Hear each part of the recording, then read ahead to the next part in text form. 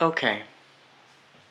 Before I come on the camera, you all may remember that something strange has been going on with my head for the past couple weeks.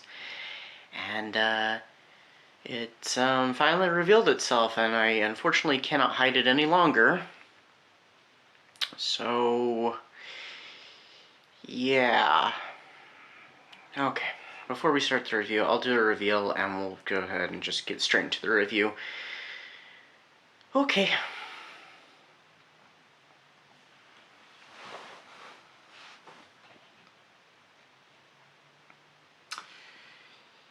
Yeah.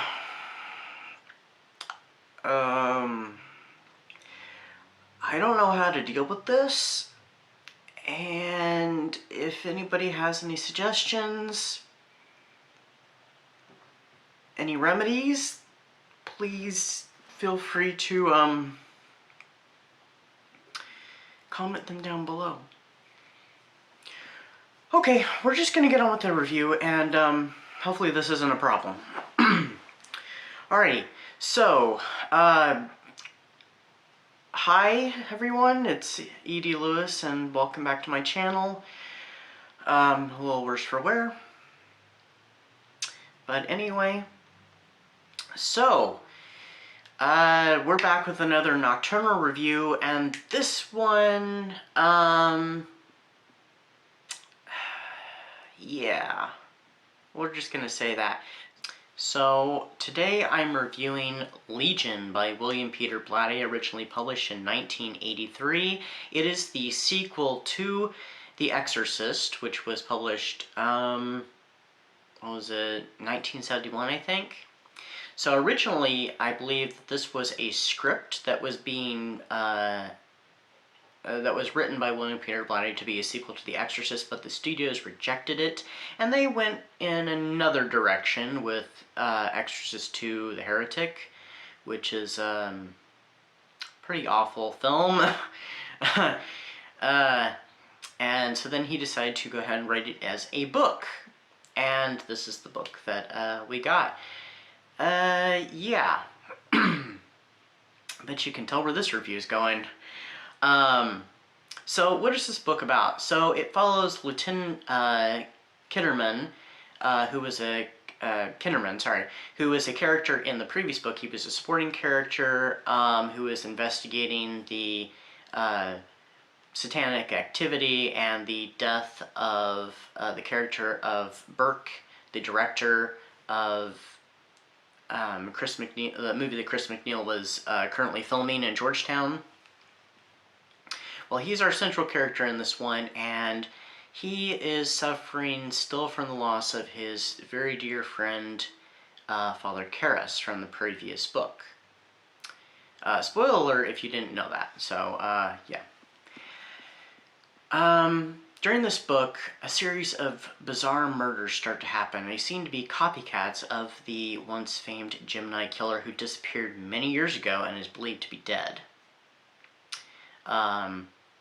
Killed while trying to escape climbing the Golden Gate Bridge.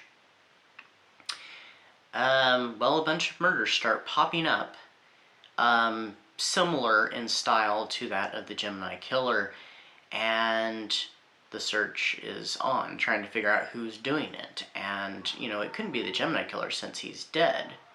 Or could it? Eventually, Lieutenant Kinderman is led to a psychiatric ward of the hospital where he comes in contact with essentially a ghost from his past. So, yeah, this book, I was not very satisfied with it. Now, I read this as a buddy read. I actually listened to it, which I think I'm glad that I did, because if I had read this book, I think I would have either possibly DNF'd it if I physically read it, or it would have taken me a lot longer to get through, because there are moments in this book that are just long yammerings on. When Kinderman gets into his musings, he gets into his rambling. Some of it's almost a little incoherent, at least for me anyway. So I buddy read this with Elizabeth Sagewood and one other on Instagram, and we were talking about it, and there was only 2 of us that finished the book. Yeah, none of us were enjoying it. We absolutely hated Kinderman. He was a... I can't come up with a nice enough word that's not foul language. But yeah, he's very unlikable in this book. He's nothing like he was in the previous one. He still has his love for movies and stuff, and he has continued a friendship with Father Dyer, who is probably my favorite character in the book besides maybe Enfortis. I thought the Dr. Enfortis was an interesting character. There's a whole subplot with him, and I kind of wish in some ways maybe they had explored that more. That Blatty had explored that more and maybe wove it a little more into the plot, because I thought the Enfortis stuff was very interesting. But a lot of the stuff with Kinderman, it was... no. The book was also very slow moving and stuff, and it didn't get to the twist that I'm talking about with the hospital, where Kinderman ends up running into a, quote, ghost from his past, until very, very late in the book. And then the book started to speed up a little bit. It seemed to, and even Kinderman became a little more likable, but it was not enough to save the book for me, personally. There are, I want to say 2 adaptations, really. It's one, but there's 2 different versions of it. So this book was adapted in 1990, directed by the author himself, William Peter Blatty. Originally, it was going to be called William Peter Blatty's Legion, but the studio wanted it to be an Exorcist sequel and demanded all kinds of changes made, so this led to several reshoots, and it became The Exorcist 3.